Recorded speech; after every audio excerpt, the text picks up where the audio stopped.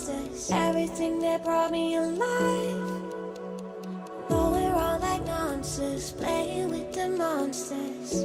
They brought me alive, but got no alibi. It's a lover's fight without an Gentlemen, alibi. again, baby. Let's go. Woo!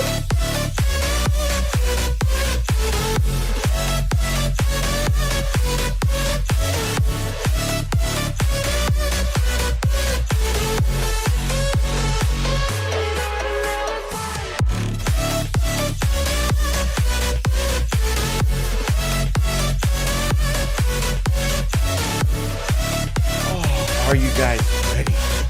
Are you ready to get corrupted by electric guitar? Are you ready to feel the electric guitar athleticism? Are you ready to say goodbye to classical guitars, burn them, and embrace awesomeness? Oh, baby, what a song. Get corrupted.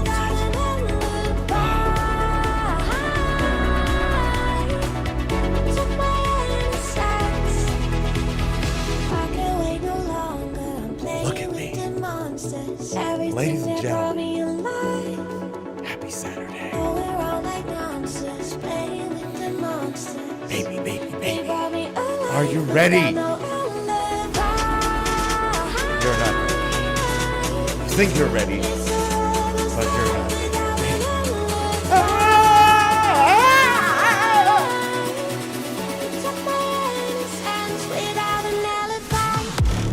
Woo!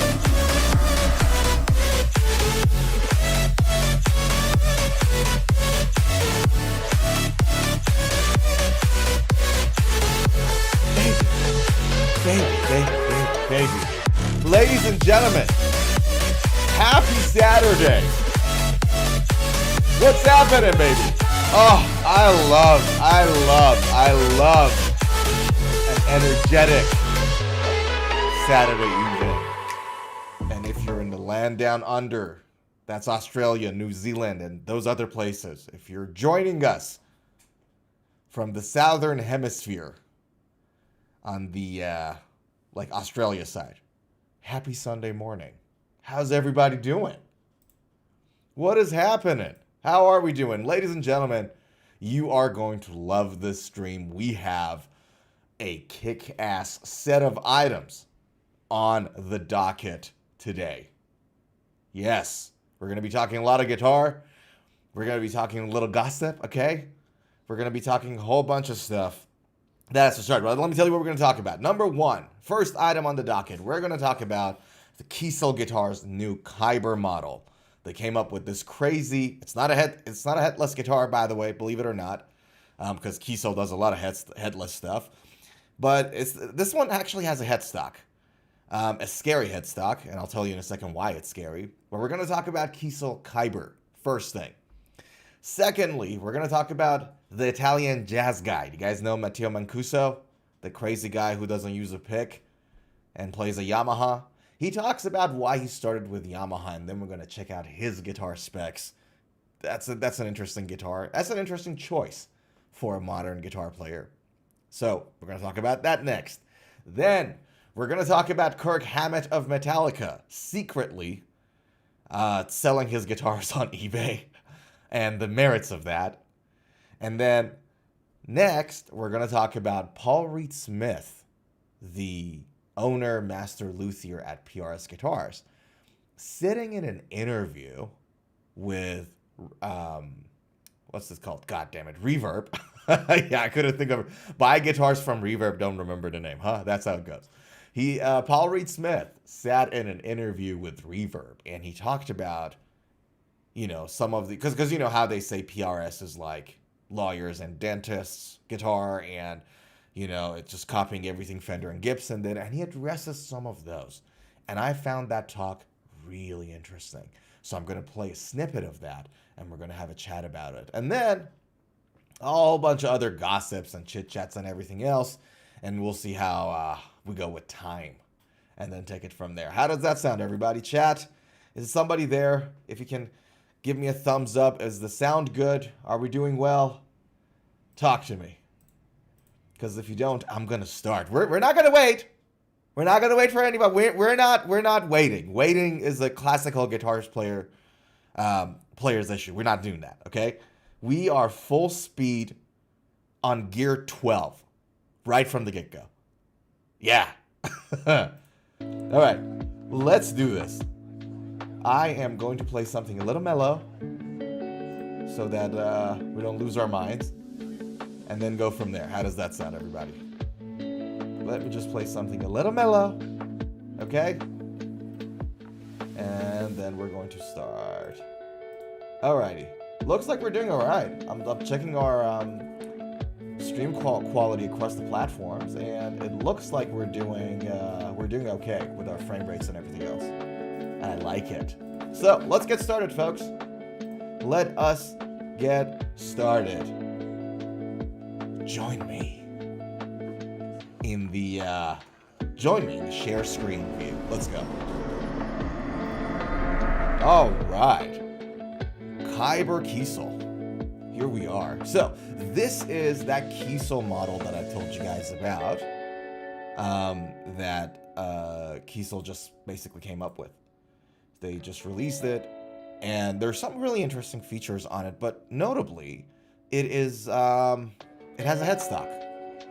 It has a scary headstock. I'll be honest with you guys, as great as this headstock looks, right? I'm actually not a fan of it. And the reason that I'm not a fan of it is that, like, I'll be scared traveling with this guitar.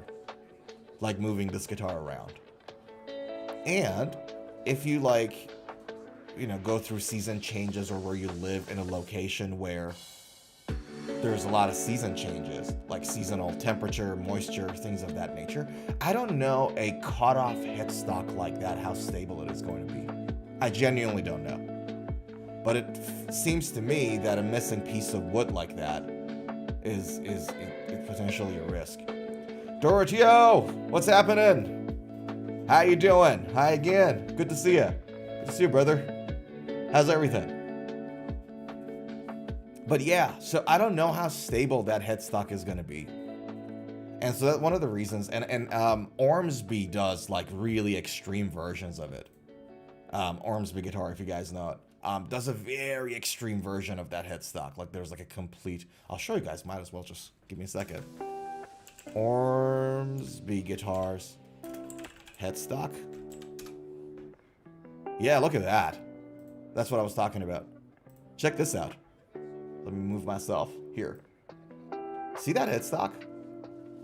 It's like a complete, like a complete gap between like the bass strings and the nut. See that? So that's a really extreme version of it. And I never bought Ormsby guitars because of it. As cool as it looks, granted, it looks awesome. Not gonna lie to you guys. But I was always afraid of its stability, to be completely honest. Yeah. Dorotio, doing good. I sent a response comment to your earlier video. Ah, thanks, brother. I haven't checked it yet. So basically what happens with these streams, right? Let me just take a quick break. Let's change views. What I do with these streams is that before I, get online, there's like a whole bunch of setup I gotta do. And the setups, it's not something that I can automate yet.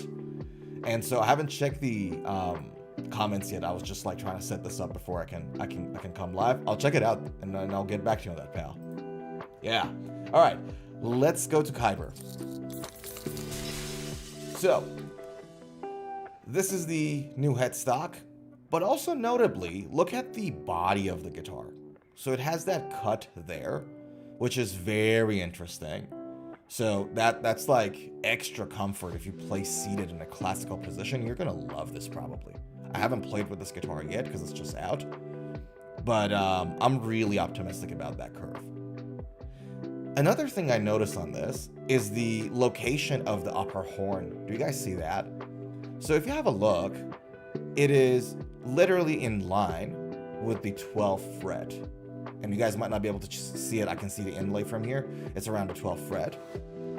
And that's that usually means that the neck and the body are in a good balance, right? So if I might actually be able to show you guys this. Did I do a drawing of this before? Let me see. Hold on. Yeah, there we go. I've done a drawing of this before. I've got it saved here. Check this out. So if this is a guitar, right? And this is where the upper horn is. That's the angle that you would generally hold the guitar, right? Like if you strap on or seat it, that's the general angle. If you draw a straight line down from the upper horn, it connects to the neck at a certain point, right? Like somewhere on the neck. That midline is your balancing line on the guitar. So that means you're basically now dividing the guitar into the body half and the neck half. So the lower horn here, and I wish I could maybe do a better job at that. Hold on. Here we go. Let me just get rid of this. So the lower horn here is also part of the neck half. Everything from here to the left is part of the body half. And so these two halves balance each other in weight. When somebody says, oh, the guitar is really good well balanced, or it is neck heavy or body heavy, this is what they're talking about, right? And usually when the horn sits at the 12th fret, like the height of it sits at the 12th fret, that's usually a good sign, right? Usually, not always. Zuhair, nice to see you again. I'm well. How you doing? How you doing? Happy Saturday. Hope everything's well, pal. Good to see you again. So that, if you have that horn at around the 12th fret, that's usually a good sign. So with that said, if you look at the horn on this guitar, it's kind of the same, and I like that. That means, you know, it's very difficult to have like a very well balanced guitar, guys, when it comes to the architecture of the guitar. A lot goes into it. So that's the first thing about the Kyber. Secondly, can we appreciate the look of this wood?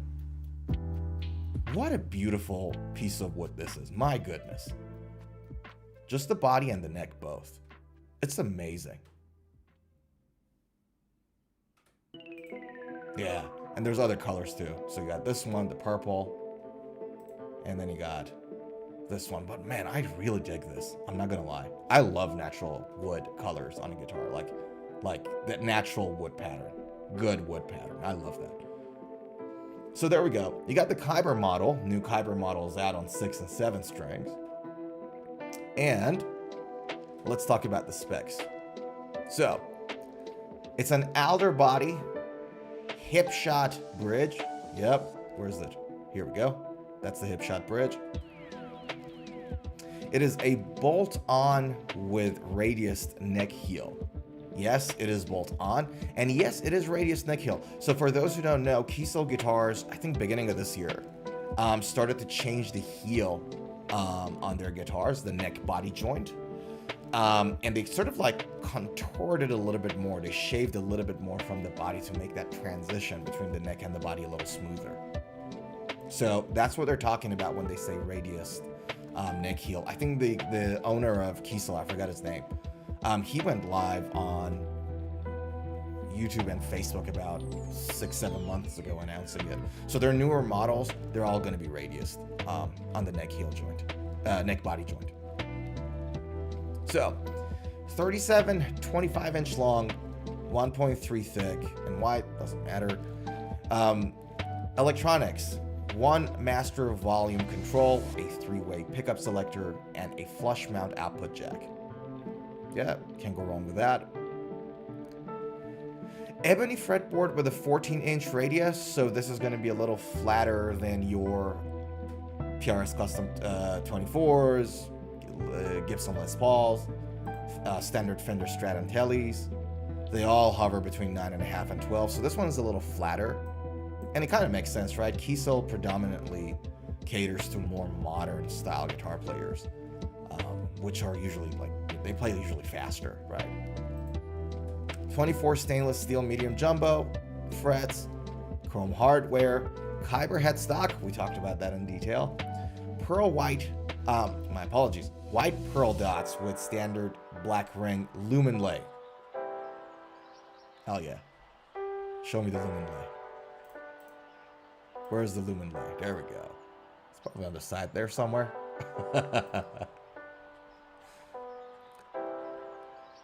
Direct mount passive Kiesel thorium humbucker. That's an awesome name, thorium.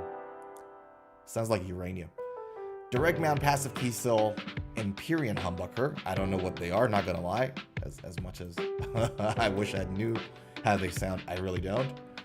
25.5-inch scale length, standard. Elixir strings, not a fan. And premium Kiesel locking tuners. And it's a 6-pound guitar. Could you believe it? This is a lightweight guitar, by the way. This is really light. Doroteo says, Heel's Next HN3 headless guitar fixes the tuning and the stringing issues that other headless guitars have at a great price. Check it out. The bridge of the Heel's Next. I think I've seen the Heels one. And let's check it out now. I think from memory, and I checked it out a while ago, I think one of the features of those Heels guitars that really sat with me was the fact that their headless guitar, the headless bit, the neck bit, had like some extra piece of wood on it so you can actually hang it on the wall. It wasn't like Strandbergs, for example, that doesn't have anything and you can't actually put it on the wall mount. But you could actually mount those on the wall. I think that's the one you're talking about. Have a look. Heels Next HN3. Yeah, I think we're talking about the same thing.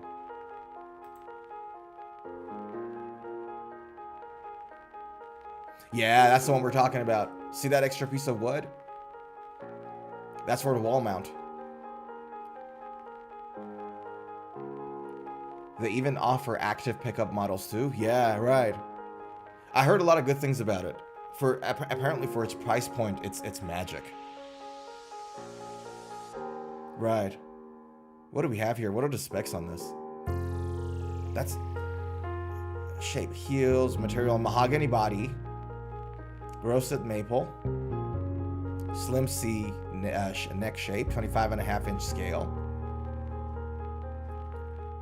double action truss rod, Indian rosewood, stainless steel 24 frets, compound radius. I like that, 12 to 16. I'm very familiar with that compound radius. Bone nut, titanium lock-in, and then ceramic humbuckers, 2 humbuckers.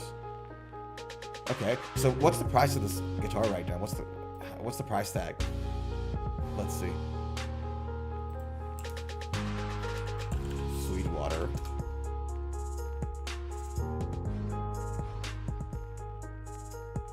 So that is Hills HN3. Next HN3.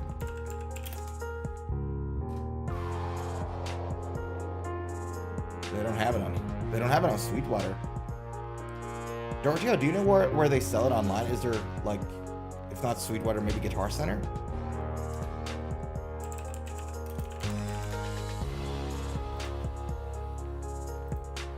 Oops.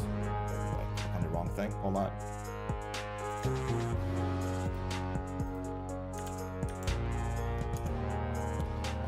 Hills Next HN3. No, they don't sell it there either. That's wacko. Okay. Where do they sell it? Hills. Shopping.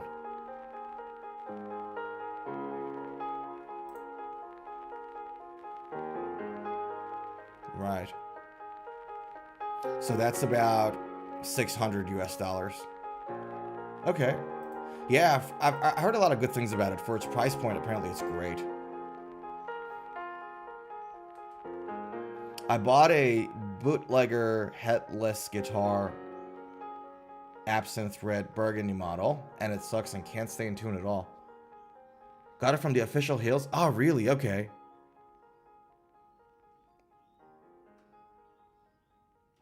That's unfortunate. So what's the exact issue? Do you know? So the fact that it doesn't stay in tune at all, like, have you figured out what the issue is? Is it like a nut issue? Is it a tuner issue? Is it just the guitar's neck stability? What's the issue there? Is it your bridge? But you should be able to do that. If you, I don't know how long ago was it that you got that guitar, but you should be able to contact them and let them know that, look, this is the issue that I'm having with it, and then see if you can figure out if you can get a partial refund or if you can get a complete refund or exchange it, something like that. But it'll be interesting to see, like, it could be something small that you can fix, or not, but yeah. Anyways, that's an interesting guitar. Yeah, I've seen it somewhere before. All right, so this is the going back to our Kiesel Kyber guitar. Got a little detour there, but looking at the Kiesel Kyber, check this out. One thing I'm really the one thing that really makes me like a big fan of Kiesel, I did this video a while ago comparing different guitar brands' online experience when it comes to ordering custom guitars. Right, so I went to a whole bunch of websites, Fender included. I'd highly recommend you guys to check it out. You cannot believe how better the Kiesel experience is when it comes to ordering a custom guitar online. It's not even comparable. I did a full video on it like maybe a year ago, and basically you can just go to their website and then just choose the wood and the neck and everything. It just builds it up for you. It's unbelievable. They're so ahead of the game when it comes to like ordering custom guitars online. Check them out if you guys are into custom stuff. Kiesel provides the best online experience, in my experience, by far. Much better than Fenders and any other guitar brands I've seen online as of now. Yeah. Unbelievable. And 6 pounds is pretty light, man. The only guitar I've played that is this light was an old discontinued Yamaha model. Have you guys seen Yamaha RGX A2? I'll show you guys. Yamaha RGX A2. So Yamaha, it's a discontinued model now, but I think they produced it like a long time ago, like in 2004, 3, right? It's this guitar. Hold on, can I make it bigger? It's this guitar. And it was like a futuristic guitar that Yamaha did, and it was weight relieved, and that was about like 6 pounds, 6.2 if I'm not mistaken, which is like extremely light. And I've played with it, and it's amazing.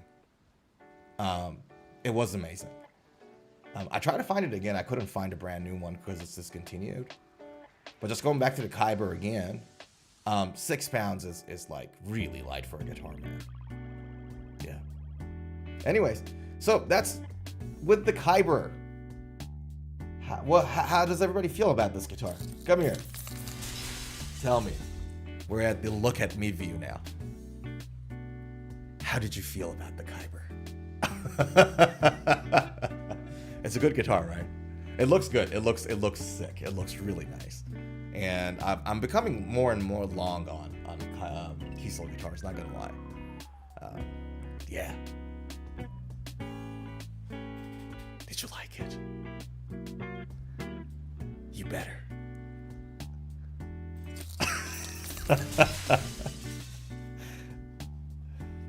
Doroteo said, I got it in 2022 and even took it to my local guitar shop tech for complete setup, and I guess the weather affects it a lot even inside the case. Oh, god damn it, that's unfortunate. Okay. Yeah, if your guitar is not stable because of like climate changes and all that, like not climate change, like changes in temperature and moisture and all that, I don't know I don't know of any way that you can fix it. There might be, but I don't know if there's any. That's horrible. That's not good. Yeah, sorry about that, dude.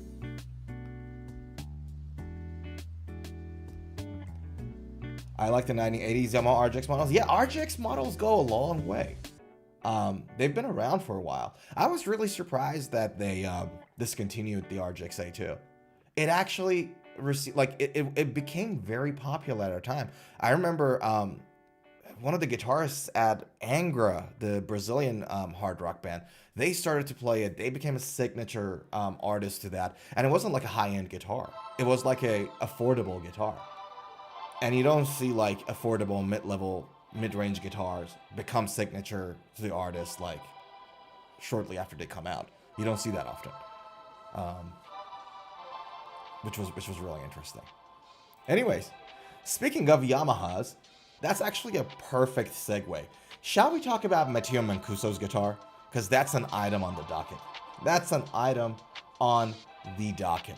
Let's talk about Matteo Mancuso's Yamaha guitar. So, who here doesn't know who Matteo Mancuso is? So, for those who don't know, I mean, like if you play guitar and you watch guitar content a lot, you know who this guy is. But for those who don't know, But for those who don't know, Matteo Mancuso is this crazy Italian fusion jazz virtuoso. He is super skilled. Like, the man is unbelievable, right? And he has this Yamaha Revstar signature model. And what makes it interesting is because if you think about it, not many people play like Yamaha these days, right? But that's him. And he's been on like multiple interviews with Rick Beato and others. He's just crazy, man. Check him out if you haven't.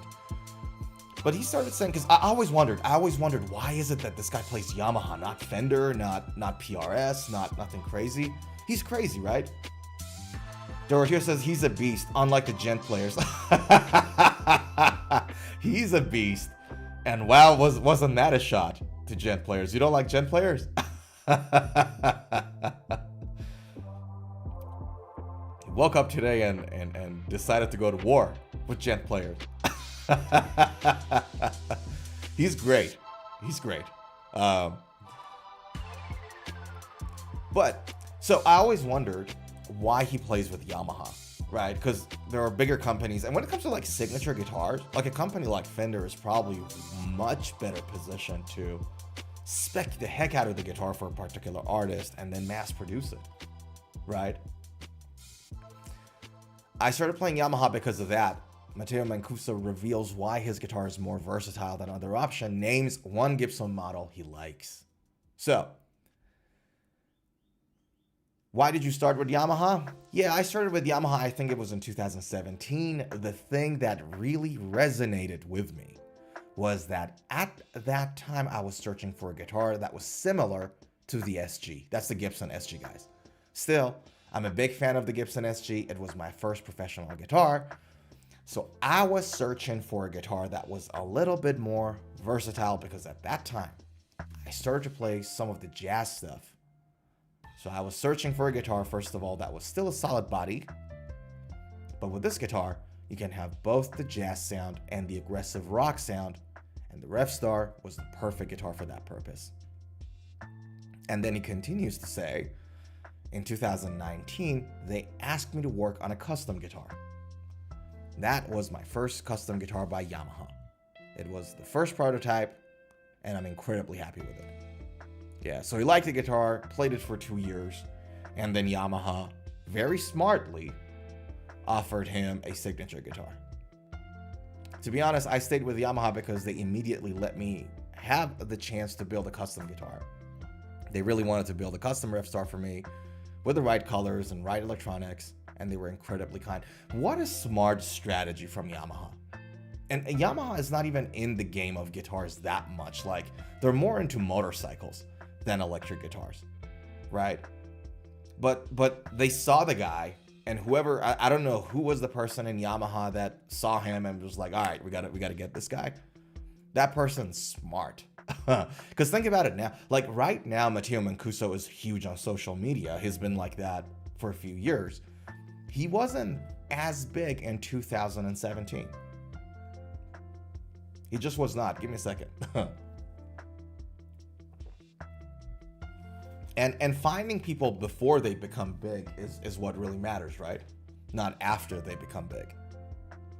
It's before. And, you know, they just saw him and made him a guitar, and he stayed with him. He's loyal to him, and that's fantastic.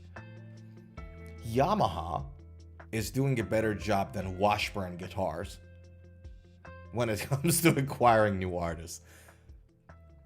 And I said that before. I'm not sure if you guys know. So yesterday I posted this video on YouTube talking about why Washburn as a brand of electric guitar, I think, is going to be dying in the next 20 years. If you haven't checked it out, check it out. I'll show you guys. I made this video because the thing is, Washburn is one of my favorite guitar brands. I have 2 Washburns at home, and both of them are N4 Nuno Betancourt electric guitars. And these guys are failing. So this is the video. If you haven't checked it out, this is the video. I talk about why electric guitars in Washburn are failing and what can be done about it briefly. So check that out. But I said it to say this. Yamaha is doing a better job than a lot of like actual guitar brands that are only doing guitar in terms of like acquiring new talent. And a new talent is super important in a social media era, in a world where marketing is social media. Like, that's where it all sits, right? No more newspaper stands, right? It's all on social media. It's all on Instagram and YouTube and X and all the others. In a world like this, personalities matter. Artists that you sign like matter more than ever. And so the fact that there are so many guitar brands out there that they do only guitar, like they're guitar custom shops, like Washburn. And the only person they've had for like the past 30 years is like Nuno Betancourt, and nobody else was there, is mind-blowing. Yeah.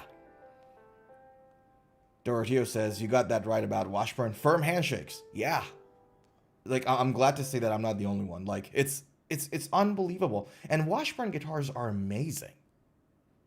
Like, the good stuff that they produced is really good. Like, let me show you guys this, right? And if you guys have noticed, the thumbnail in my live stream is a Nuno N4, because it's one of my absolute favorite guitars. This is like a limited edition that it's a 20-year anniversary limited edition, and they only produced 100 of them. So that's a Hawaiian Koa, African Carina with a bird's eye maple neck, Bill Lawrence 500 XL, Seymour Duncan 59, the classic N4 Washburn spec. And they're amazing guitars.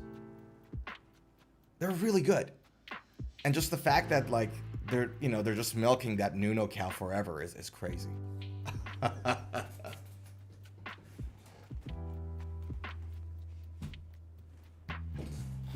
Yeah. The Washburn Renegade model is a shredder's dream X. Ah, yeah. Ah, yeah. It's so good. All right, let me show everybody. Washburn Renegade. Hold on, let me show everybody. Check this out.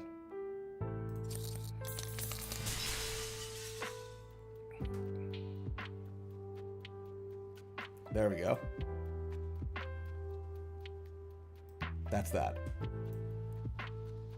It's a beautiful guitar. It's like a shredder's dream. It's so underrated. I agree with you. Completely agree with you. Like, these guys were doing like pointy, crazy metal super strat shapes like at the same time when ESP started doing them crazy, and this is unbelievably good. That's a beautiful guitar, by the way. Yeah, so underrated. But that's what happens, man. Like, that's what happens when you bring like a management that is not passionate about guitar. They're just investors. You know what I mean? And it's just like, all right, let's just milk this cow, and then when it dies, it dies. We got our money back, whatever we invested, plus some extra profit, and then let's buy the next brand. It's unbelievable. Yeah. But anyways, I'm like weaving again. Like I'm weaving a lot today. I'm just like going away. Check this out. One thing I wanted to talk about here before we move on from the Revstar topic. So that's Matteo Mancuso's Revstar, right? And a couple of fun features on it. Look at the pick guard. Did anyone notice it? Like how it's like sort of like cut in half, like it's a tiny pick guard. I like it. I really like it. I also very much dig the inlay on this guitar. Yeah, so these are the specs. So you got a Honduran mahogany body that is chambered for weight relief. Flamed maple top. Has a 3-tone sunburst and a nitro finish. And yet, nitrocellulose is pretty standard. Guys, for those who don't know, nitrocellulose is like a very thin finish on a guitar. And some of the advantage of using it is that obviously it's very thin, so it doesn't interrupt with the resonance of your guitar body. So when you play the guitar, the wood grains, you know, vibrate and resonate. And if you cover the guitar body with paint or a very thick finish, it actually kills that resonance a little. It changes the sound of your guitar and the resonance and the sustain of your guitar, and that's not a good thing. And one very, a super good advantage of nitrocellulose finishes is that it can be applied very thinly. And it changes color over time. It actually yellows out over time. So if you have a guitar with nitrocellulose finish and you just, you know, have that guitar for another like 10, 15 years, you notice that your guitar becomes a little bit more like yellowed-ish. That makes the guitar look like it's aging. And a lot of players love that. Nitrocellulose. Yeah. It is very brittle though. So like it is very thin and it can crack just because of like temperature changes and just being around. So if you have a nitro guitar, I would recommend you to keep it in like a case the whole time, like what I'm doing, right? So right now, for those who don't know, I'm based in Melbourne, Australia. And right now in the southern hemisphere, it's really cold. It's winter. That's why most of my guitars are right now in cases and covers, because I'm trying to protect them to make sure that, you know, temperature changes doesn't impact them. But if you got a guitar with nitrocellulose finish, you may want to consider doing that.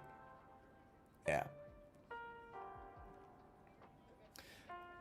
So nitrocellulose finish, accented with a cream pick guard and gold hardware. The neck features pill style inlays, which I told you guys about, and lumen lay side dots, which is awesome. And it's a 5-way blade switch instead of a standard 3-way for additional coil splitting option. So it doesn't have a split, push and pull split knob. It's just a 5-way switch. Yeah. Let's hear the tone of that a little. Give me a second. Let me stop the music. Let's check out the tone of this guitar.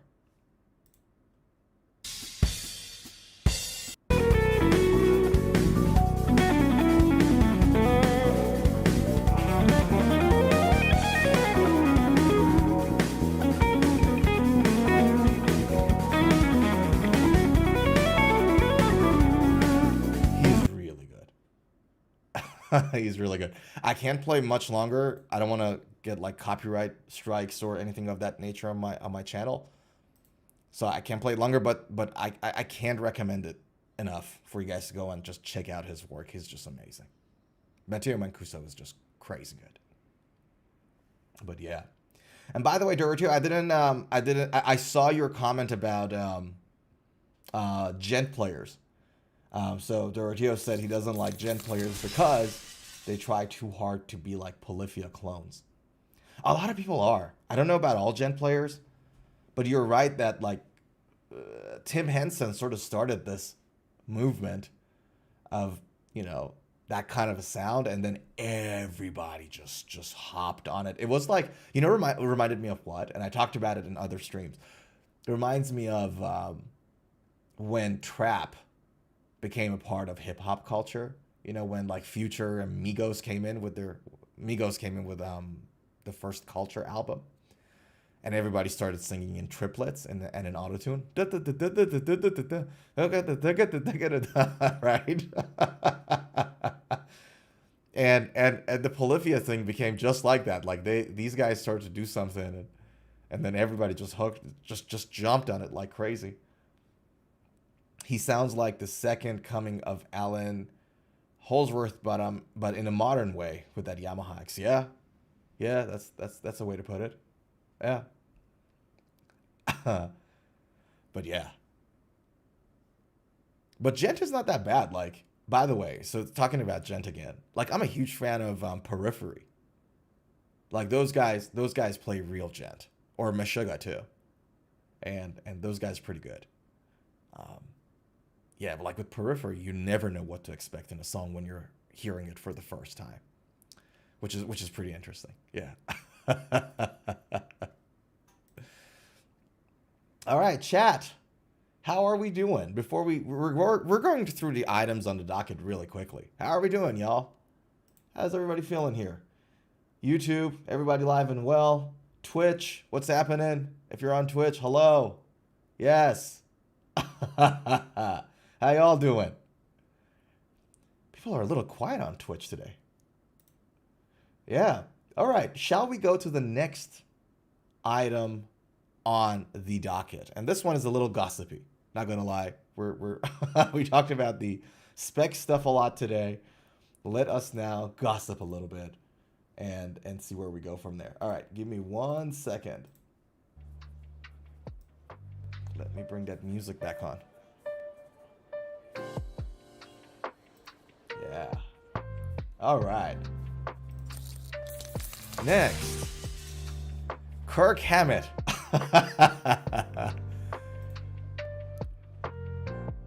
Said something really hilarious to me. I don't know if you guys will find it funny or not, but I don't say they're mine. Metallica's Kirk Hammett reveals that he's sold a lot of his guitars anonymously on eBay and Reverb. I don't believe in just storing them away and forgetting about them. I feel guilty. I can actually respect that. So I've been on a quest to shrink my collection. And he does not say that it's his. All right, let's talk about it. I'm going to the Metallica and Pantera concert. My gosh! God damn it. Doroteo, which city are you in? Which city are you from? Like, because I knew Metallica is on tour. Where do you live? That concert's going to be epic. Metallica and Pantera concert next Saturday. H-Town, Houston. Right, yeah. Houston, Texas. Yeah, right. God damn it. Have a great time there, pal. Oh, that sounds epic. I've never seen them live together. I've never seen Pantera live. So, yeah. But anyways, have a great time there, man. It's unbelievable. And Metallica is like, what I always say is, they're getting older and older, and they're still touring, but they're not going to tour forever. And like, I really want to see them live just once more, before they, before they retire. And I don't know how I will, but I will one way or the other. Anyways, where are we? Yeah, Kirk Hammett. So he sells a lot of his guitars on eBay and Reverb, and he does it anonymously. He doesn't say that it's his, and I don't know why. Let's see if he explains that. But I don't believe in storing them away and forgetting about them. I feel guilty because guitars are for playing. And I so agree with that. I'll talk about it in a second. But in a new interview with Metal Hammer, Hammett has revealed that he started anonymously selling off his guitars to combat his ever-growing collection. I'll list them on eBay or Reverb, and I don't say they're mine, he admits. I get rid of a lot of guitars that way. Wouldn't he get rid of more guitars if he said it was him? Other than like being able to just like sell it for a little bit more. Which, by the way, it's nice of him. I mean, it's good that he's not caring about the money and he's not so obsessed with that, but wouldn't that be faster if he says it's his? Yeah, Hammett seems to prefer the idea of someone getting a good guitar at a reasonable price. Hats off to Kirk Hammett. His primary desire is to pass his guitars on and save them from solitary confinement. He believes guitars are made to be played, not just collected and displayed. I get anxiety because I believe guitars should be played. I don't believe in just storing them away and forgetting about them. I feel guilty. So I have been on a quest to shrink my collection and get rid of the ones I don't play. There were a few that were only ever used on Death Magnetic. I played them on that tour, then as soon as that tour stopped, they went into storage. Again, as I'm not playing those songs, he adds, noting that some guitars haven't been touched since the World Magnetic Tour 15 years ago. As well as selling his guitar online, Hammett also notes 2 other ways he's trying to shrink down his collection. He notes that his preferred way is simple trade. I try to trade them off because it's better than just doing a cash deal. Everyone leaves with a smile on their face and has something they want. Another way is just to give stuff away. Yeah, hats off to him. Hats off to him, because like, I mean, let's be honest, not many guitarists have the fame and money that Kirk Hammett has, but like, you know, being freaking Kirk Hammett, but he sells it anonymously and doesn't add like so much extra, you know, on the price tag because it's Kirk Hammett guitars. So firm handshakes to Kirk Hammett. Love that about him. Yeah. And the fact that guitars are to be played. He said the same thing about Greeny, by the way. So when he bought the Peter Greeny's Les Paul, which is the one in the picture here, which is like right now, I think the valuation of it is more than $1 million. He bought it for like $500,000, I think, which is a crazy price tag. He was like, look, a lot of people say, oh, just keep it at home and don't bring it out on tour and whatever not, but this guitar needs to be played. What's the point of having it if you're not playing it? And I completely agree with it. Right? I actually relate to this a lot. I don't know if anybody right now who's watching would relate to this, but I'm feeling pretty much the same. I put 5 of these guitars that you guys see for sale right now. And I'm literally, like, I bought, at some point my guitar collection went up to like 12 or 13 guitars. And I've pretty much felt the same thing. Because the thing was, since I was a kid, I always wanted to have electric guitars, and I never could. I grew up in a very dysfunctional background. It was just not an option for me. And so when I started to work and I started to earn money, I started to like just keep buying this stuff, and I was obsessed, and I still am. But now I feel like, I think I got 11 at home right now. I feel like it's a bit too much, and I'm not playing all of them. I only play like 3 of them regularly. Yeah. Jason said, I'm seeing Metallica in Perth, Australia in November. Can't wait. Good on you, Kirk. Firm handshake, Jason. Yeah. Are they coming to Australia in November? Because I'm in Melbourne, Jason. I'm like, as we speak, I'm based in Melbourne right now. If they're going to Perth in November, that means they're probably going to Melbourne and Sydney too. I'll check it out. Thanks for that. I'll check them out. If they're coming to Australia, I want to see them. I need to see them for one more time before they retire. So, yeah. Metallica, here's the reason why, by the way. Metallica, like Kirk and James, were the reasons I picked up the electric guitar and changed my life forever. So I need to see them one more time before they retire. I really do. Just to pay my respects. Yeah. But yeah. So yeah, as I was saying, I'm trying to get rid of like 5 of them, like sell or trade 5 of these, because I pretty much feel the same. Like, it's sitting there, no one's playing it. Why? Yeah. Metallica play Marvel on oh really? Okay. November 8th, Marvel? Okay. Are there still tickets?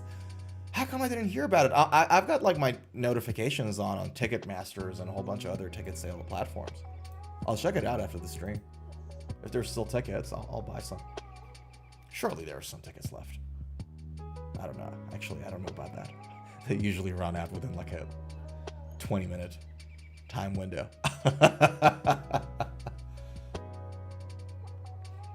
There was a local tribute band for Metallica here in Houston called One Hardwired to kill them all.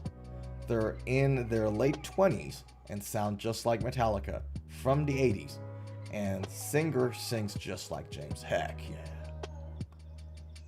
yeah. Houston has such a, both Houston and Austin, such a dynamic and a strong environment for like musicians. Such a vibrant music scene you guys got there. I'll be traveling to Texas probably like before mid next year. So in less than 12 months, I'll probably be traveling to Austin, Texas. Yeah. But such a vibrant music scene in Texas. Unbelievable. Dallas too. But yeah, Houston and Austin are kicking right now. But yeah, man, like if you guys got a lot of guitars, at some point you'll probably feel it. And having a lot of guitars is great because for somebody like me, it allowed me to like check that box so I don't have to keep thinking about it anymore. You know what I mean? But like when you move houses, it's a hassle. Taking care of them, it's a hassle. So yeah, and they need to be played. Guitars are meant to be played. Yeah. One thing I learned, and if you haven't bought like a very boutique expensive guitar yet, you may want to hear this. When I bought this guitar, and I keep going back to this, so when I bought this, because this is a boutique guitar, you know, with Hawaiian wood at the top, African golden coat at the back, bird's eye maple, and only 100 of them ever made. It's a pretty expensive guitar. And I always thought, all right, you know what? I'm just going to keep it in a box once in a while, bring it out and play. And then I thought, you know what? I'm getting older. Like, I'm not getting any younger. None of us are. Why do I not play it? Let me just experience it the best way I possibly can. So I play this every day. And if it's going to get some scratches, if it's going to get damaged, so be it. Like, let me experience it. You know what I mean? And Kirk Hammett is on the money on this. Not gonna lie. Yeah.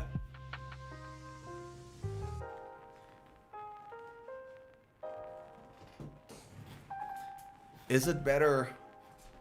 Dorothy asks, is it better to have a guitar in a stand or in a case? I think in a case. If your only consideration is the guitar's well-being, like the safety of the guitar, the care for the guitar, it's much better to have it in a case because the case protects it from sunlight. Like, so the UV in the sunlight is going to decolor your guitar. It's going to impact your guitar. Temperature changes impact your guitar less. Moisture changes impact your guitar less. Dust, everything, right? So if your consideration is only the well-being of the guitar, excuse me, having it in a case is probably a much better option. Now, if you stream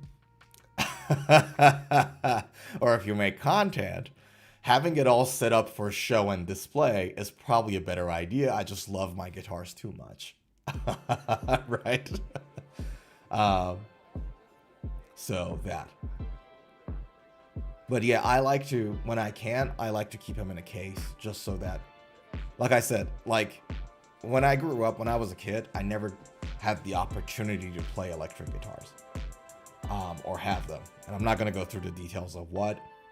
A lot of people go through it, you know. So because of that, guitars are so precious to me. Like, I love guitars. Electric guitars. Okay? And that's the reason why. I keep them in cases when I can. But, to be honest with you, like, because I stream and all that, I should bring them out a little bit more. That's one thing. But also, I'll say this too, right? I don't want to, like, if I'm to show off, if I'm to flex, I'd rather flex with the quality of my content and with my playing skills, not with the guitars I have in the background. Right, that was a thought too, right? If there's going to be a flex, it has to be in how much value the streams, the videos, the playing provides to you guys. Not, oh look, I bought a guitar. Right.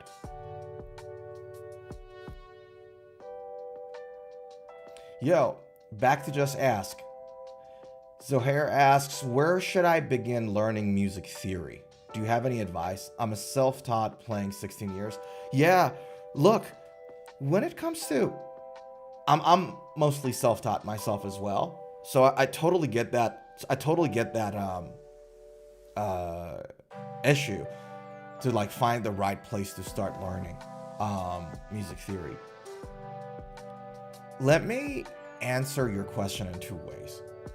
Let me stop the music for a second.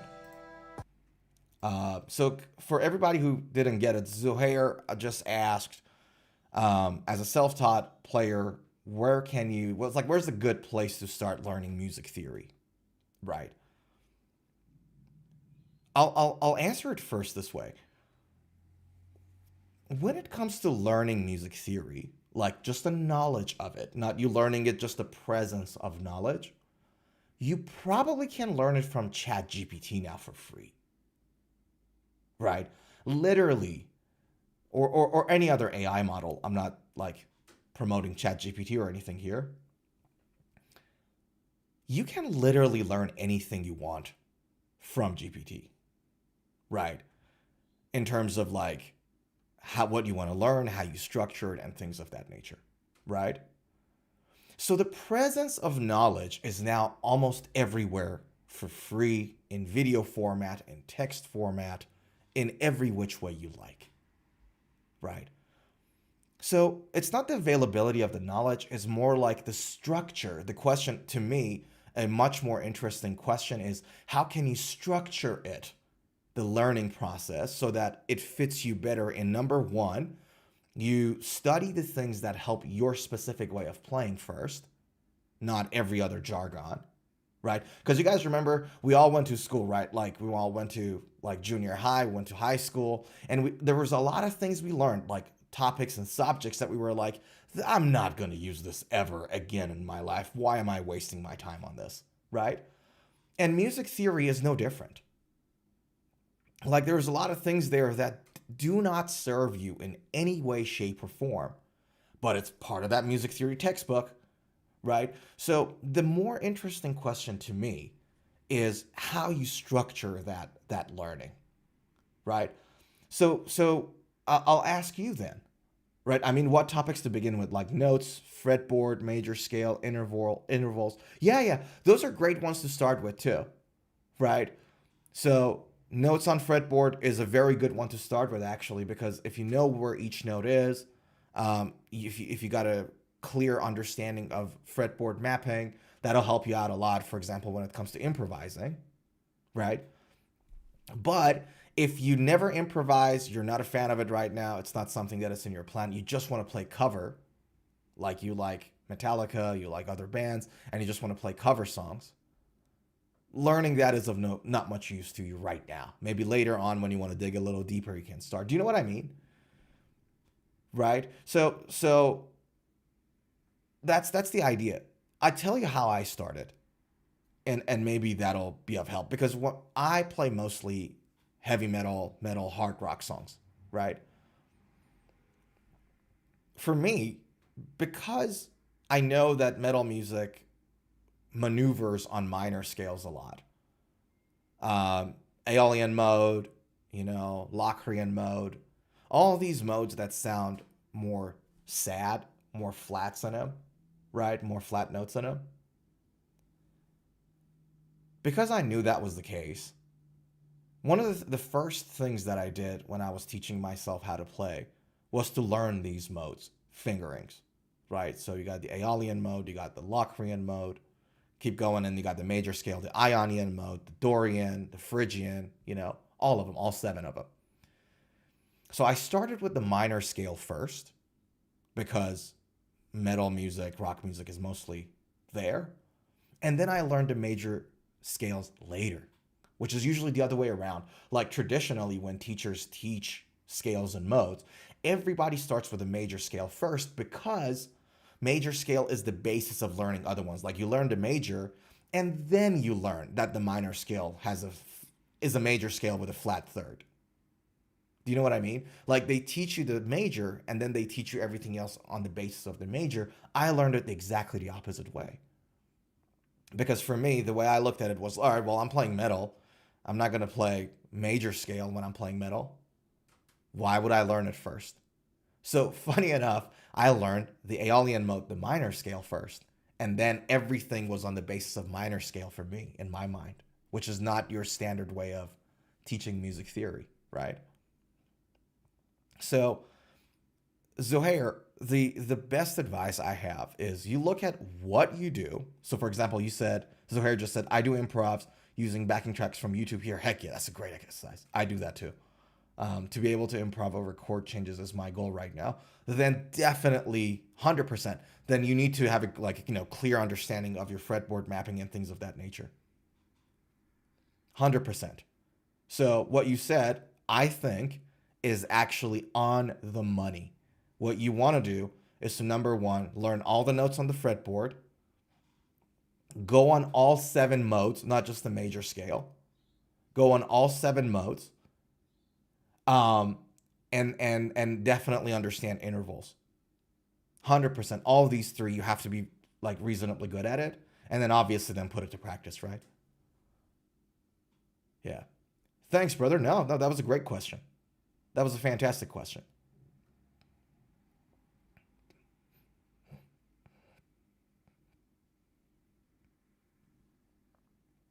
Doroteo said, Troy Statina is an excellent teacher, has a book, Fretboard Mastery, but will soon release Fretboard Mapping System. I don't know Troy Statina. I'll check him out. All right, let me bring the music back on. It got a little quiet. Things got a little serious there. And I like it. I like it. Who else practices guitars and do intervals and scales? That's my question right now. Because here's the thing, right? Zohair does it, Doroteo does it, but a lot of you guys are sitting and watching. When was the last time you touched the guitar? Answer me. Look in my eyes. Look. Look into my eyes. Deeply. When did you last practice your guitar? Because we have self-taught guitar players here. When was the last time you picked up the guitar? I feel like Mother Teresa of guitar right now. I feel like this is a public service thing. If you're sitting there and watching this stream right now, and it's been 20 seconds since you last touched your guitar, go and pick it up. You got to do it. 20 seconds. You heard that right. Because we don't do that here. Having a guitar, not practicing it, is like skittish behavior. It's a classical guitar player's thing. We don't do that here with electric guitars, okay? Wake up. I don't know why. I am throwing more shade at classical guitar players today than Doroteo is throwing at gent players. I'm just saying.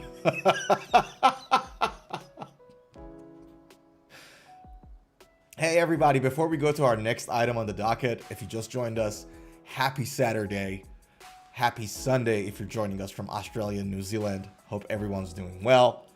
We are going to go now to our next item on the docket. And that is PRS guitars. Let's talk about it. Let's talk about it because PRS guitars, as most of you know, is like, it started at least as a very high-end boutique exclusive guitar, and they really are. PRS guitars, I think what they've done really well is that they started producing high-quality guitars that are flawless, right? You can get Gibson guitars from like their custom shop, but they're not flawless. They sort of kept the traditional way of doing things going, and you'll notice like there are minor things in the guitar that, and I'm not talking about quality control issues that Gibson has been experiencing for a while, and they improved on it a little. But PRS guitars, their philosophy is really just creating flawless guitars, like the physical aspects of the guitar and everything else. Now, because of this, and because of the hefty price tag on these guitars, a lot of people start to criticize him. Some people don't like him at all. Some people call them, guitars for dentists and lawyers and rich kids and so on and so forth. But one thing that, because PRS became a big competitor to Gibson and Fender and all the other guitar brands. One thing that they started to then, throw at PRS, though people who don't like PRS, was that, oh, you guys are just copying Fender and Gibson, right? Which I never thought it was a fair thing to say. Honestly, I don't think it's fair to call them guitar for dentists and lawyers because they have the SE and S2 models, which are super good guitars. But this is what Paul said in an interview with Reverb 2 days ago. It's a very recent interview. So let's check it out together.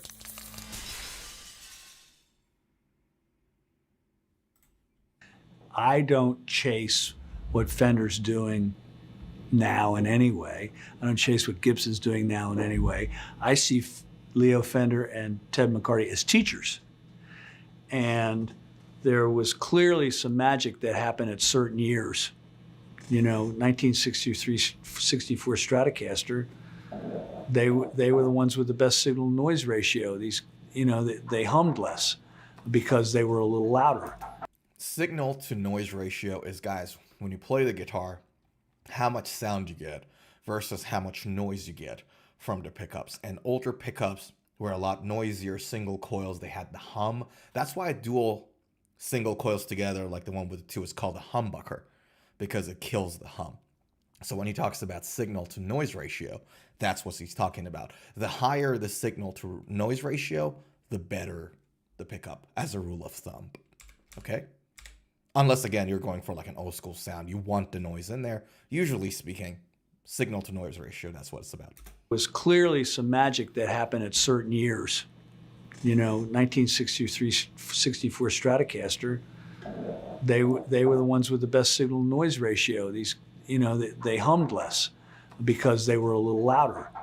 You wouldn't have a problem with it if I was a violin maker. If I was looking at Guadagninis and Guarneris and Stradivarius, you would have zero problem with me repairing the instruments in my shop and looking and trying to understand what magic these guys had developed, right?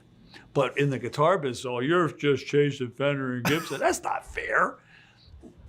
I'm sorry, the Dead Sea Scrolls, the holy grails of our young electric guitar business, are what Fender and Gibson and Martin and to some extent, Gretsch and some other companies did during the 50s. And they were changing every year. Every single year, those guitars were changing. And some years are clearly more preferred than others. And why? For me not to be a student of that would be nuts. Yes. It'd be arrogant. These people knew what they were doing. Clearly, Ted McCarty, John Heiss, and John was the production manager. That whole group of people knew what they were doing. Clearly. Why would Wouldn't you respect that?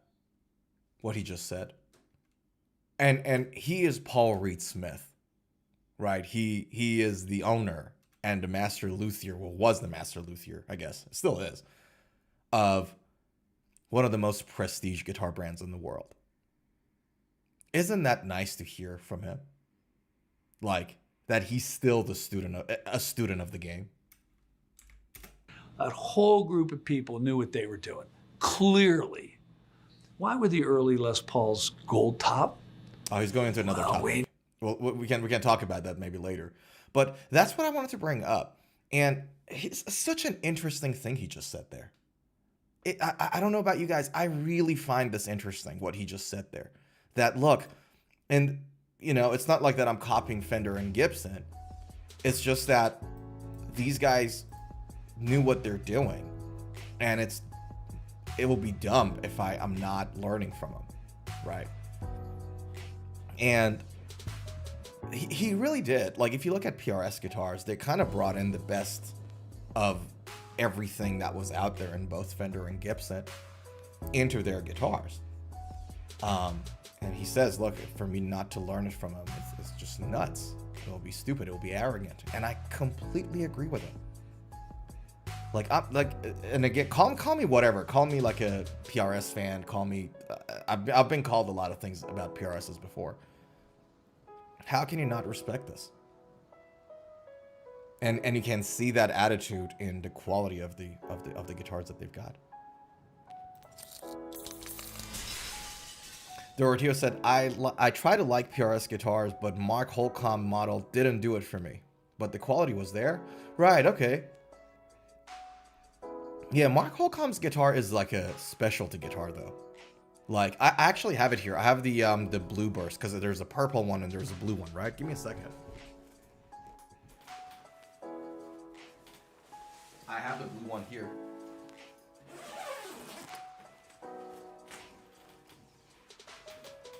Yeah, I have the blue one right here. Oh.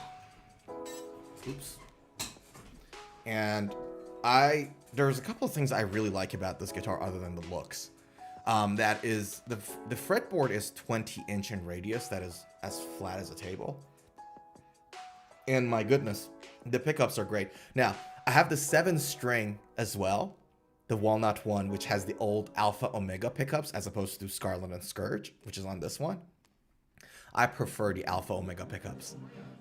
Let me bring that out in a second too. Hold on. Give me a second. Let's bring out the 7-string.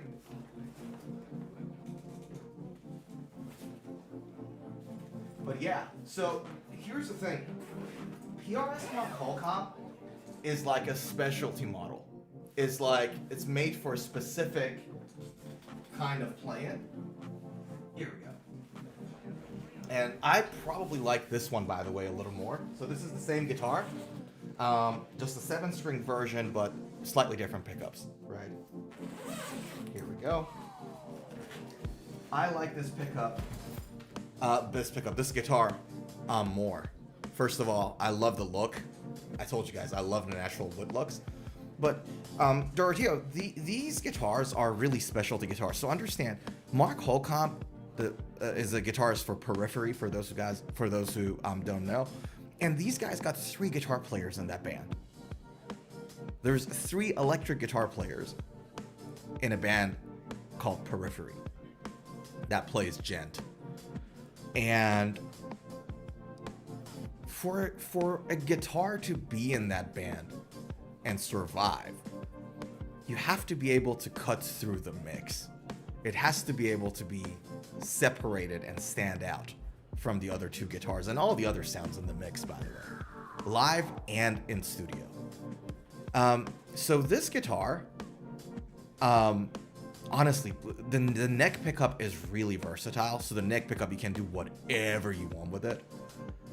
But the bridge pickup is like designed to cut through mix.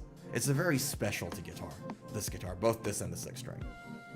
Now, this one, the pickups here are the Alpha Omega Seymour Duncans as opposed to Scarlet Scourge.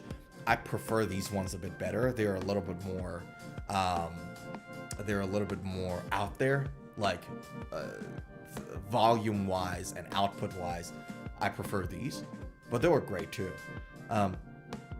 But yeah, this is not a guitar that is for everybody. It's not a custom 24 that is supposed to be like a versatile guitar for every person.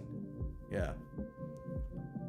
That's the model I got, same color too. Oh, you got the 7-string the walnut, but the neck and pickups didn't do it for me. I like the flatter neck, like Ibanez RG tones on Jackson Dinky. Really, Doroteo, you like the flatter necks, but these guys are 20 inches in radius. There's, correct me if I'm wrong, I don't know any neck flatter than 20 inches. Rounded necks? Did you mean rounded, more rounder necks? Because these guys have 20 inches, and they're 20 inches in their radius, fretboard radius. It took me 10 minutes to form that sentence. Yeah, so both the 6-string and 7-string models of PRS Mark Holcomb signature, the radius of the fretboard is 20 inches, which is like literally as flat as a table. Unless you meant like more rounded, sort of like, flatter necks, not fretboard. Sorry, pal. No, you're right. I like flatter necks like Ibanez RG, DiMarzio Tone, and Tone Zone, and Jackson Dinky. I'm with you now. Okay, sorry. I got a bit of a brain fog there. All right, give me a second. Let me put this back.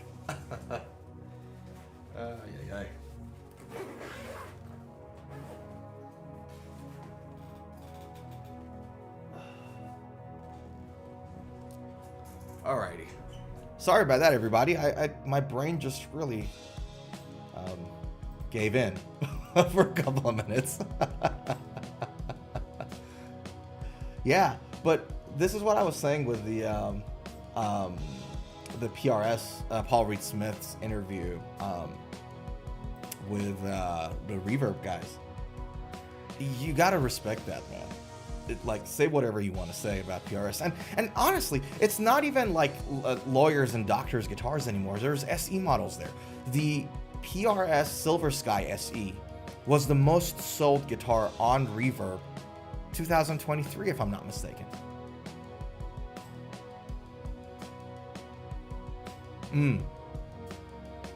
And they have this SECE model as well, which is like $499, which is great in quality. I played with one once. So it's not like that good PRS guitars are like out of reach for people now, because $500 rather, sorry, is not that out of reach. Yeah. But anyways, let us go to the next item on the docket, and that's what I was to. This is the last topic I thought maybe we should talk about, and let's go to that item on the docket. Come on. This is the one that got my attention a little bit, but not for the article reason. So, from tariffs to lawsuits, why 2025 guitar news feels like watching reality TV. Right? Now, there's a whole article on this. This is the last thing I wanted to talk about with you guys today. So, I saw this article, and I read it, and it wasn't interesting. I'll be honest. But the question was really interesting. From tariffs to lawsuit, why 2025 guitar news feels like watching reality TV. First of all, 2025 is chaotic, right? Like, just go on X, Twitter, whatever you call it, and it's chaotic. The world is in a chaotic state right now, right? But going back to the guitar world, I can tell you a couple of the reasons why it's really chaotic and there's a lot of movement. It's because competition is at its all-time high. You have a post-COVID sort of like an economy where not everybody has as much money that they had before. Government spends so much money on, taking care of people during COVID or whatever not. Economies are not doing really that well. So there's less money around. So if there's less money around in your customer base, if you are a guitar company, you'll be in like a fierce competition with other fellow guitar companies to try to win customers and sell your merch. That's the reason why. That's one of the main reasons why. It's just that the pie, the size of the pie is shrinking for guitar companies. And now they have to do everything they possibly can to keep afloat. Now, obviously, it's not an issue for a company like Fender or, probably Gibson and PRS and other big guitar brands. But that's the reason why. Because there's just less money on the table for everybody. And so the competition is more fierce.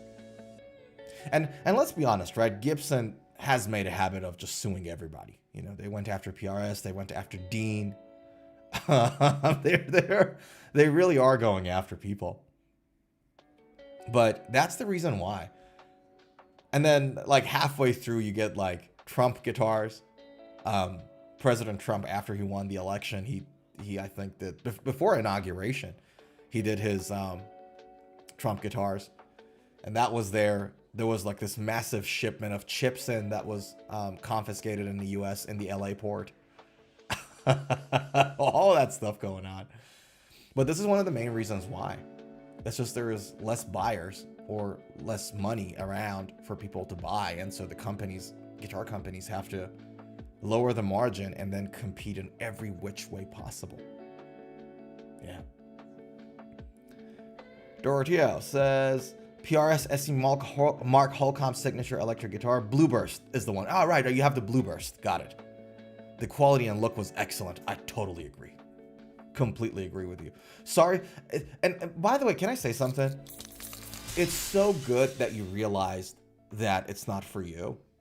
Like, as people who love guitars like us and we go and buy guitars, one of the reasons we buy a lot of guitars, other than, you know, having gear acquisition syndrome, is that it's a curiosity to see what works out better for us, right? What's the next thing that I think will work out better to the thing that is already working really well? Can I make it better? Can I find something better for me? It's that curiosity. And knowing what doesn't work for you is a part of that. And it's actually very good. It's a very good thing. So, you know what they say, right? If it's a lesson. And if it's a lesson, it's a blessing. Yeah. So it's so good that you figured out that kind of a guitar, that high output pickup sound is not for you. That type of neck is not for you. That's fantastic. That's good knowledge. Because a lot of people don't have it. They don't know what doesn't work for them. So they just like buy something online. They don't even go to stores anymore. See, like I still am one of those people that buys stuff from the stores more often. There was a couple of guitars that, like, you know, the one that I showed you guys, there's only 100 of them made. So I have to buy it from Reverb because they're not really around. But from all the other guitars, I always go and play so I understand whether it works for me or not. But people don't do that anymore. Like, people are buying their guitars online again too. So, which never made sense to me, to be fully honest. Like, unless, again, there's like a specific circumstance that you have to buy it. There's no other option but to buy it online. Go to a guitar store, man. Whether it's like a small mom and pop store, like a brick and mortar store, or like a big chain, like a Guitar Center kind of vibe, or whatever. Go to a store. Play with the guitar. Try different things. See what works, see what doesn't work. So, yeah. It's such a good thing to know what doesn't work for you as well. It's all part of it. So, firm handshakes. Firm handshakes. Yeah. All right. I wanted to leave you guys with one last thing. Let me stop the music. And this is like this little thing I wanted to tell you guys about. So, I didn't make like a video. I went on like on stream like in the past 2-3 weeks. I was, you know, streaming and all that. But I didn't make any video, like a content for you guys, for the past 2 weeks. And the reason I didn't do it was because I was shooting a music video clip for like a music video for one of the music that I did. And for those who don't know, if you want to shoot like a music video, even like a low budget one, right, is like a lot of work figuring out the videographer and the model and the studio, and then doing their contracts. You have to do video release agreements and all of that stuff, right? Takes a lot of time and effort, negotiating and you name it, right? And this is all after you finished, you know, writing the song, recording the song, playing on the song, whatever. Like after all of that, now you have to figure all of these out, from like agreements and contracts to schedules, and someone's going to be late or someone's a no-show. Anyways, you have to figure all of that out to then have the raw footage, and then you have to sit down and edit that video, right? If you don't want to blow your bank out, because people are going to charge you if they do the editing for you. So I actually did the directing and editing myself at home, right? It's a lot of effort. And so all of my energy and time was being spent on bringing that to fruition and making it happen. And that's why I've been away for the past 2 weeks and I didn't make any content other than the Washburn one that I posted yesterday, right? So I want to give you guys a quick snip, like a trailer, a teaser of that video clip. It's a teaser. So you guys better be teased. Okay? That's the purpose of it. Look at me.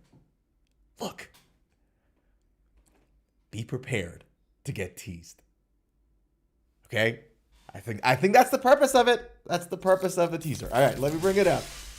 Let me bring it up. Bring it up. Where is it? Bring it up. Where is it? Ah, there we go. Found it. Ready? All right, hold on. All right. So this is the teaser, and I'm like so tempted to tell you guys what is this thing about, but I'm not gonna say it. Check this out. I'm gonna put myself on mute, and I'm gonna tease you guys. And this video is gonna be out on June 13th, Friday, this coming week. Check this out.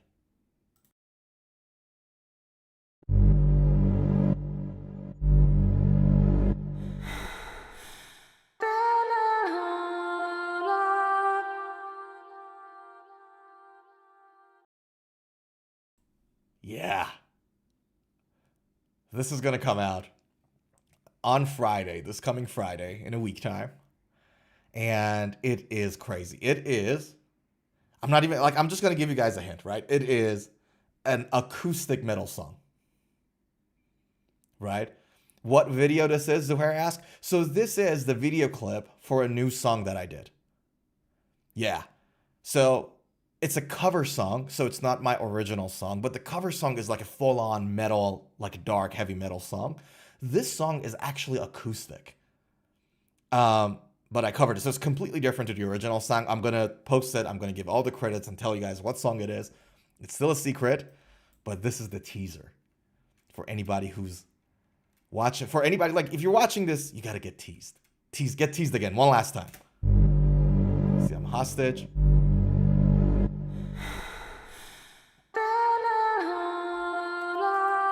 And this lady tortured me throughout the whole video. So if you guys want to see me getting tortured by this angel, tune in on Friday, June 13th. We will be premiering the video clip on YouTube, right here on this very channel. So there you have it, folks. There you have it.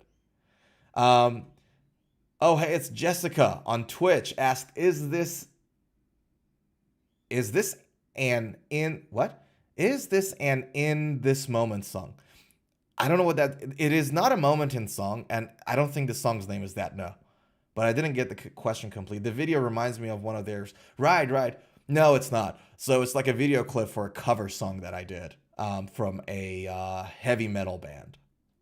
Yeah.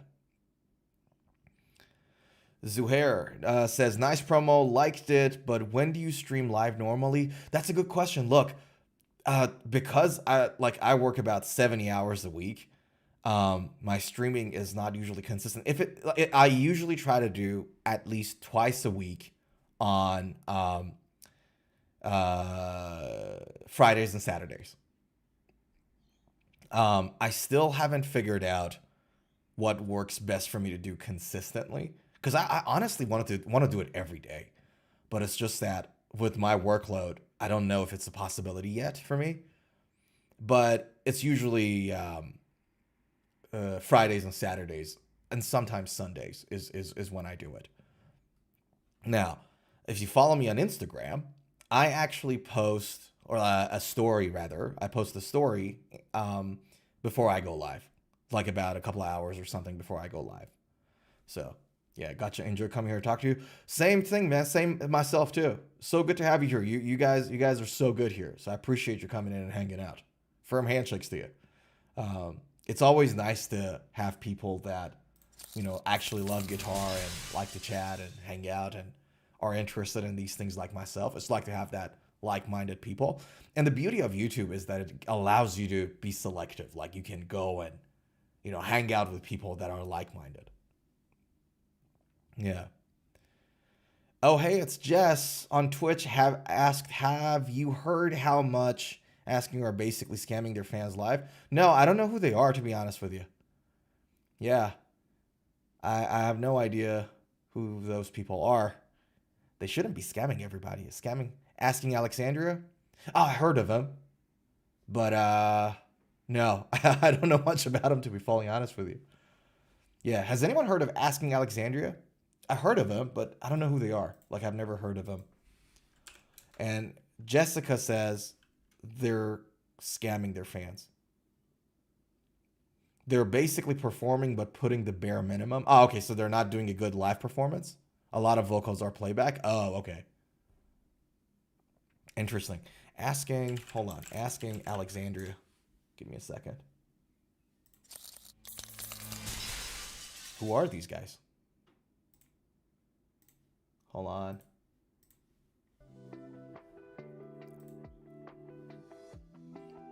English rock band formed in Dubai? Okay. But they're based in York, North Yorkshire. Cameron Lindell, Kiesel, vocalist Danny Warsnop. Okay. Yeah, I've heard of them, but I've never heard of any songs of theirs. Like, I've heard the name, Asking Alexandria. So a lot of vocals are playback, and they're putting the bare minimum in their performances. That's not good, right? Yeah, that's not a good thing. So here's the thing, right? With live performances, it seems to me that with more modern rock and metal songs,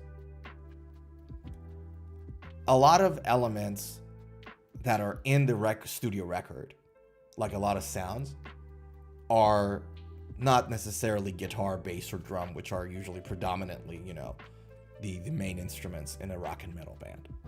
There was a lot of effects, there was a lot of electronic sounds, there was a lot of others, right? So it makes sense to me that the laptop or the computer part has to have a role to play in the live performance. Otherwise, the live performance is going to sound a lot more naked, a lot more empty than the studio record. There's no question about it. But Jess, if you're saying like, you know, 90%, it's 90% playback, that's ridiculous. You know, if you got a guitar player there already on the stage and his very same lines are being played like in a playback form, that's ridiculous. That's not good. Yeah. But I've never heard it. Like, I've heard of these guys. I've never heard any of their songs. Asking Alexandria. Yeah. Has anybody else had the same experience as Jessica? Chat? Is it that bad? Wow, okay. Yeah. You know, like, and the thing is, like, it's one of those things. It's so quick to spot, like, when bands do records that, and they have no consideration of the fact that they're going to be performing this live at some point. It's so bad. There was a band called Dead by April. Have you guys heard of them?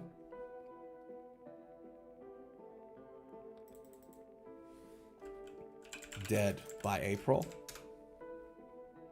So there's this band called Dead by April, and they have this song called what is this called? I want to know what it feels like. Is it nothing but dreamlike? I think it's called Dreamlike. There we go. Right, there was this band called Dead by April, and there's a song called Dreamlike, and I love this song. This song is so good. It sounds amazing. Like, I'll play you guys a quick snip. Hold on. This is how the song sounds like. Here.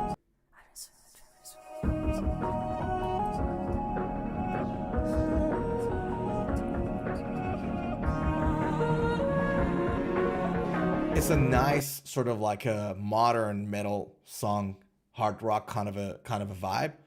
And it's really romantic and it sounds great, right? I love this song. But then I made a mistake of going there and trying to see if they're actually good live. So I searched for, you know, Dead by April, Dreamlike live. They're horrible. As much as I want them to win and I like this song, they're so bad. You can't fake a live performance. Right, there's only some. Yeah, it's like, it's crazy. Jess says in some shows, the vocalist of Asking Alexandria is wearing a face mask. Sometimes he's wearing a hood and hiding that he's lip syncing. Yeah, that sucks. That's ridiculous. If that's what they're doing, that's ridiculous. They shouldn't do that, man. Here's a crazy idea. Actually, no. Let me go to the Let me go to the look at me camera. Hold on. Come here. Here's a controversial idea, right? Maybe You can just practice your own songs and then perform them live well. Maybe they can do that. Asking Alexandria, Dead by April, Dead by May, Dead by June, July, Dead by August, Dead by September, even. Right? Here's another controversial idea. Practice your own songs before you do whatever. And frankly, practice your own songs before you go to the damn studio. Unbelievable. Okay. The worst part, he can do the effing vocals live, and he can do it well. He's just listening. Imagine. That's crazy to me. Okay. Doroteo says, I saw Dream Theater back in Feb, seen them over 20 times live, and John Petrucci's a monster. Petrucci is crazy. Speaking of, one of the guys asked earlier, I think it was Zuhair. Was it you that asked it, or was it Jason that asked it? I think Zuhair asked it about being self-taught and all that. John Petrucci has this book. It's an old book. It's called The Rock Method. It's called, give me a second, I'll find it for you. It's not a music theory book. It's a guitar technique book.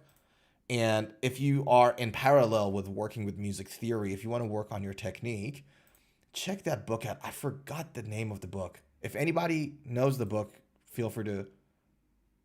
Rock Discipline. It's called John Petrucci's Rock Discipline. Yeah, there we go. Dorothea got it too. It's like a gold standard when it comes to like learning guitar technique and mastering the little things that get slipped through the crack. Because it happened to me, right? As a self-taught player, when you learn the things you need, but there's a lot that slip through the crack that make the foundation for the more complicated stuff, so that then later on, when you learn the more complicated techniques, you can do them well. And Rock Discipline helped me out a lot because it has like a really nice set of exercises for technique, and you can do that. Yeah, so that's the thing. I also have Wild Stringdom book from John Petrucci too, which is like an updated version. I haven't seen that one. Wild Stringdom? Let me see. John Petrucci. It's called Wild Stringdom.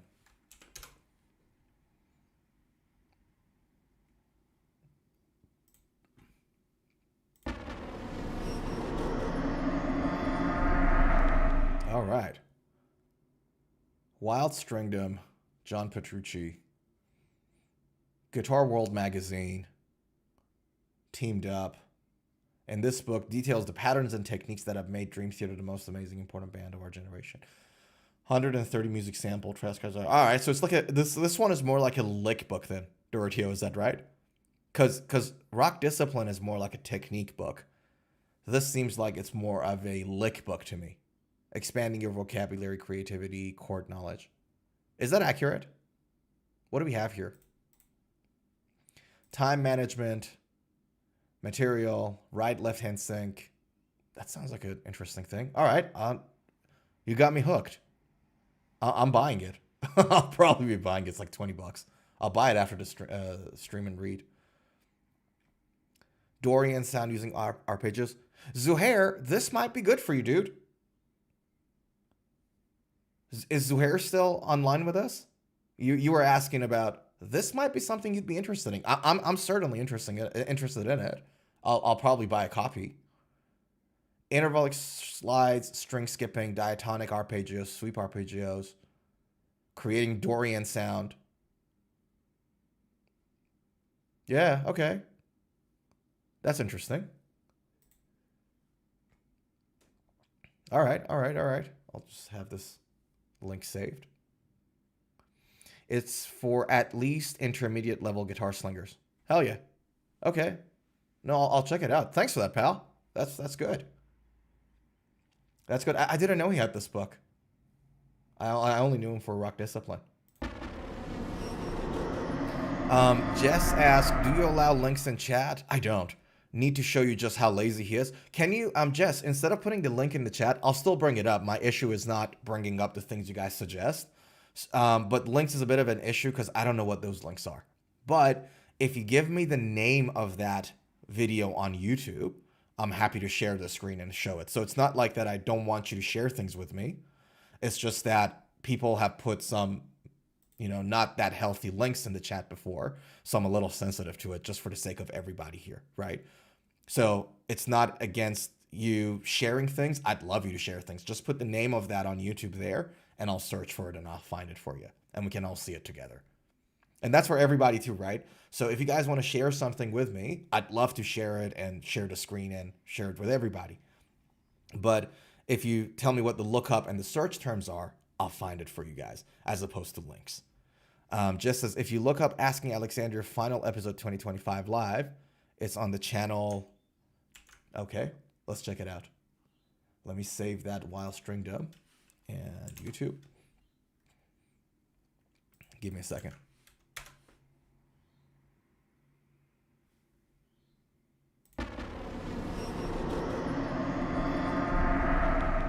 Jess, is this one? Skip about 40 seconds in and you see how lazy he is. That's the one, right? Because he's wearing a hood.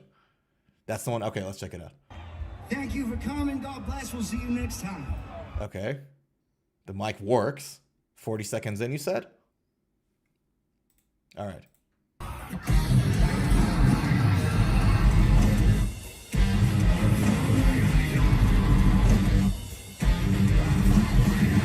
Yeah, you're right.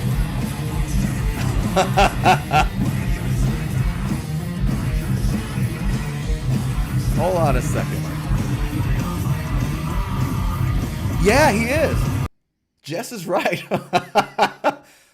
Here's how I saw it. Hold on. Go back. So there is this bit that the actual scream goes for longer than his mouth is open. Check this out. Here. See that? No.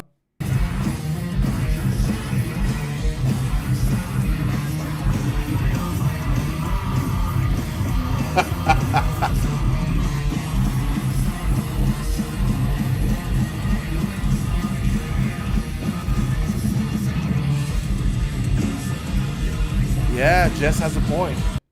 He's speaking over it, but yeah, no, this is a complete playback of the vocals. You're right. That's not ideal. Jess, can I ask you something though? Could it be that it's because like he has vocal cords problem or something like that? Or maybe he's sick on that tour? Because that I understand. Like if they're doing well, he's been doing this all tour, right? It could be that, yeah, he's being lazy about it. But it could be the case that also he has like vocal cords issues. Like there are some bands like Matt Tuck from Bullet for My Valentine, Matt Heafy from Trivium, and these guys like dealt with serious vocal cord issues that are not like acute, they're chronic, they last longer. And they have to do like medical treatments, like surgeries and things of that nature, but they can't do it in the middle of a tour. And so because of that, that's like a way around. All year has been doing this. Okay, if he's not suffering from like a vocal cord issue and all that, and he's just lazy, that sucks. Like as if I was a fan of the band, I would not be pleased with it. Like I'd be very disappointed. They had 3.5 months off before the current tour. Oh, okay. All right, that's not good. Okay. Because the thing is, like, if these guys were like, you know, if he had issues, like legitimate issues, I understand. And the thing with band is that like I haven't toured. I've played with like friend bands before, but I've never been like in the studio with a band and all that. But like it's difficult, man, because your money comes from touring. And if you got a medical issue, you don't want to hold all the band members and the tech guys and the other tour guys from, you know, putting food on the table for their families. So you're under that pressure. So if you got a bit of a medical issue there, you figure ways around it.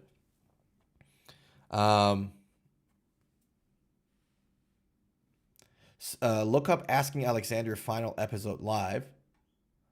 Sao Paulo. To hear him actually performing last year live. This is a recent thing. Ah, right, okay. Asking Alexandria. Final episode live. Sao Paulo.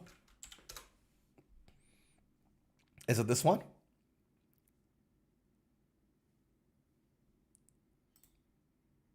Oh, yeah. Okay.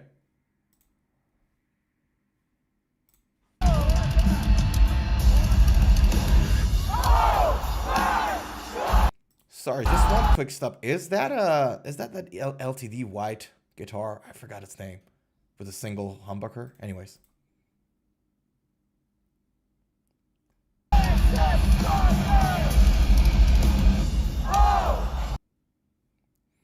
Well, he's not even singing. It's just the crowd. All right, sing, dude.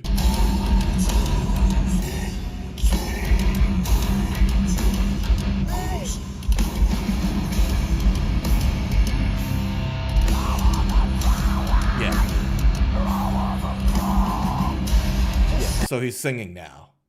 Yeah, okay. And this was in 2024. Okay. Yeah, all right. That's a recent thing. Fair enough. That's more than fair. I should change that devil stringer, yo. Hold on. I think we're overusing it. Dorothea said, Troy Statina book, Rhythm Level 1 to Lead Guitar Player Level 1 to are excellent for beginner guitarists. Okay, I haven't read those two either. Man, you read a lot of these guitar books, haven't you, Dorothea? Yeah. That's crazy. But yeah, man, like I was telling you guys about Dead by April too, and this is what Jessica brought up with Asking Alexandria. That's the thing. If it's just for laziness, man, that's so crazy. Imagine working so many years so hard to grow a following base like this and then just take it for granted. If that's the case, if like no medical thing, no legitimate medical issue, and they're just being lazy, that sucks, man. That's like taking people for granted, and that's not good. That is not good at all. But anyways, guys, I think we're going to leave it here, folks. I think we're going to leave it here. I'm going to go and I've been working on another video that is going to come out later today. Obviously guitar related. But you guys, thank you so much for hanging out on both Twitch and YouTube. You guys are absolutely amazing. Thank you so much for hanging out here with me today. And I'm going to wish everybody a great weekend. I will be live tomorrow. And ideally, I will be live again on Monday this week. So if anyone here for hanging out, you can follow me on Instagram. I post a story there to say that, oh, I'll be live in a couple of hours and so. But if someone's in to come and hang out and have a chat, do it. But yeah, man. Thank you so much for hanging out, you guys. Love you. Have a great weekend. Take a good care of yourself. Practice the guitar. Practice it. Be awesome. And I'll see you soon. It's at Mr. Sorenzo, Dorothea.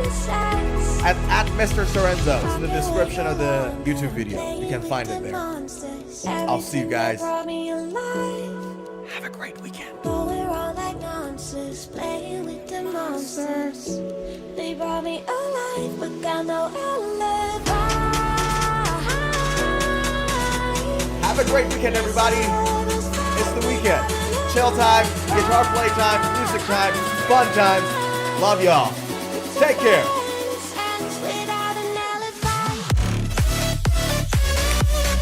Yeah. Take care. Woo. Baby, baby, baby.